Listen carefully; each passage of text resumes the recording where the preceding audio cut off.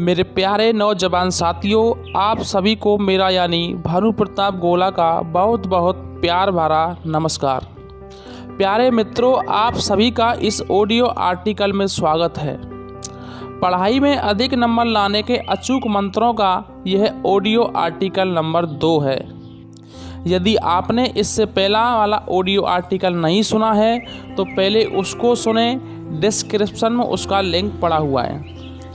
मुझे आशा है यह ऑडियो आर्टिकल की सीरीज़ आपको बहुत पसंद आ रही होगी। मेरा आप सभी से सिर्फ इतना सा निवेदन है, यदि आपको इस ऑडियो आर्टिकल सीरीज़ से तनिक सा भी फ़ायदा हो रहा है तो इसको अपने मित्रों में शेयर करके पुण्य के भागी बने। आज इस ऑडियो आर्टिकल में हम बात करेंगे कि शिक्षा एक कला है या विज्ञान, या फिर दोनों। जानते हैं आखिर शिक्षा है क्या। आमतौर पर हम सभी कला और विज्ञान को अलग अलग मानते हैं, लेकिन यदि गहराई में जाकर देखा जाए तो ये दोनों आपको एक ही सिक्के के दो पहलू नज़र आएंगे। कला का अर्थ है किसी भी काम को अच्छे तरीके से करने की जानकारी। हम सभी गाते और गुनगुनाते हैं, लेकिन जब हम गाने की कला को जान लेते हैं तो गायक बन जाते हैं। हम सभी कुछ ना कुछ खेलते ही हैं, लेकिन जब हम इसे ही अच्छे तरीके से खेलने लगते हैं तो खिलाड़ी बन जाते हैं। हम सभी पढ़ते हैं, तो क्या हम यह नहीं कह सकते कि जब हम अच्छे तरीके से पढ़ने लग जाते हैं तो हम अच्छे अध्येता बन जाते हैं। तो फिर विज्ञान क्या है?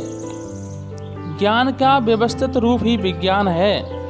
वैदिक ग्रंथों में विज्ञान को व्यवहारिक ज्ञान यानी कि एप्लाइड नॉलेज कहा गया है। जब हम ज्ञान को प्रयोग में लाने लगते हैं तो वही विज्ञान बन जाता है। विज्ञान का अर्थ केवल रसायन शास्त्र, भौतिक शास्त्र या जीव विज्ञान ही नहीं है। विज्ञान बहुत व्यापक है। जहाँ भी एक निश्चित व्यवस्था होगी वहाँ विज्ञान होगा। हम जो जीवन जी रहे हैं वह एक निश्चित व्यवस्था के तहत ही जी रहे हैं। सांस का आना जाना, भूख लगना तथा सोना आदि सब कुछ एक व्यवस्थित तरीके से होता जा रहा है। जैसा ही यह व्यवस्थित भंग होगी वैसे ही हमारा जीवन टूट जाएगा। प्रकृति में और हमारे जीवन में भी जितनी भी घटनाएं हो रही हैं वे सभी एक निश्चित विज्ञान नियम के तहत हो रही हैं। तो फिर भला हम अपने अध्ययन करने को किस प्रकार विज्ञान से परे कह सकते हैं? मैं समझता हूँ कि अध्ययन करना तो शायद विज्ञानों का भी विज्ञान है। समझाऊंगा अभी क्यों विज्ञानों का विज्ञान क्यों है। यह एक अद्भुत विज्ञान है।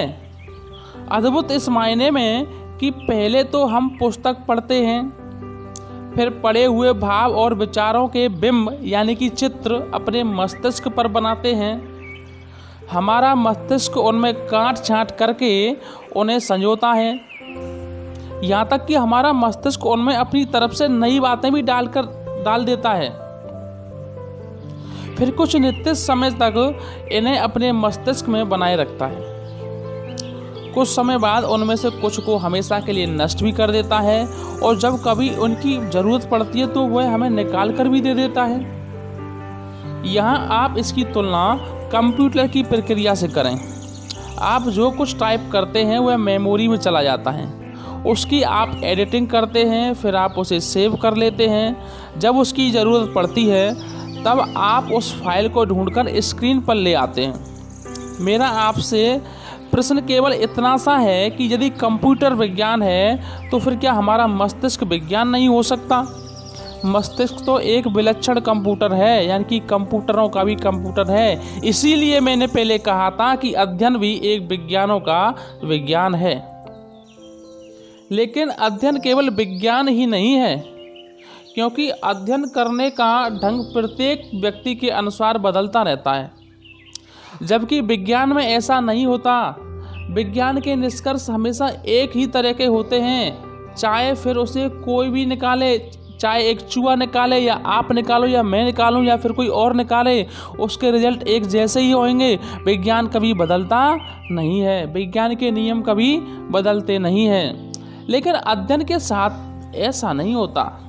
स्वामी विवेकानंद के लिए किसी पुस्तक को एक बार पढ़ लेना ही पर्याप्त था, जबकि आप विद्यार्थी उसे 50 बार पढ़कर भी उतना याद नहीं रख पाते। यदि अध्ययन एक शुद्ध विज्ञान होता तब तो सभी के साथ एक ही घटना घटती, क्योंकि ऐसा होता ही नहीं रहा। इसलिए हमें यह मानना पड़ता है कि यह एक कला भी है। जब किसी काम को करने का नियम तो एक होता है, लेकिन उसके करने के ढंग कई हो जाते हैं, तो वह प्रक्रिया कला बन जाती है। जैसे चित्र बनाने के नियम, भाषा का भी एक निश्चित व्याकरण है, लेकिन जितने लोग चित्र बनाएंगे सबके अपने अपने ढंग होंगे, और जितने भी लोग कविताएं लिखेंगे सबकी अपनी अपनी कविताएं अलग होंगी।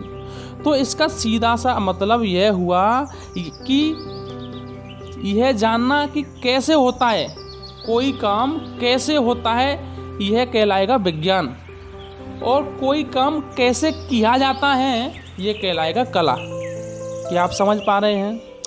ठीक यही बात अध्ययन के साथ भी है।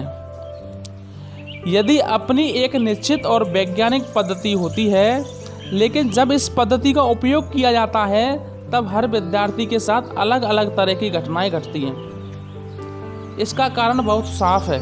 पढ़ने की पद्धति तो एक है, लेकिन पढ़ने वाले तो एक से नहीं हैं। प्रकृति ने हर व्यक्ति को हर दृष्टि से अलग अलग बनाया है। प्रत्येक की रुचि अलग अलग है। हर एक मानसिक और शारीरिक क्षमता अलग अलग है।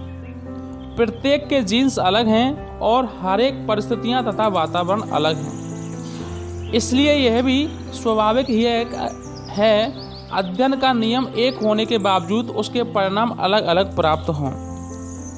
लेकिन इतना जरूर है कि जो भी पढ़ने की इस कला को समझ लेगा वह निश्चित रूप से अपने परिणाम को बेहतर बना लेगा।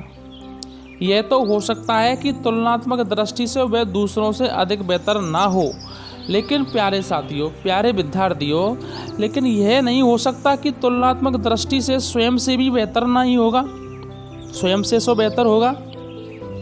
यह संभव ही नहीं है। मेरी आशा है बदलाव होगा और पक्के तौर पर होगा।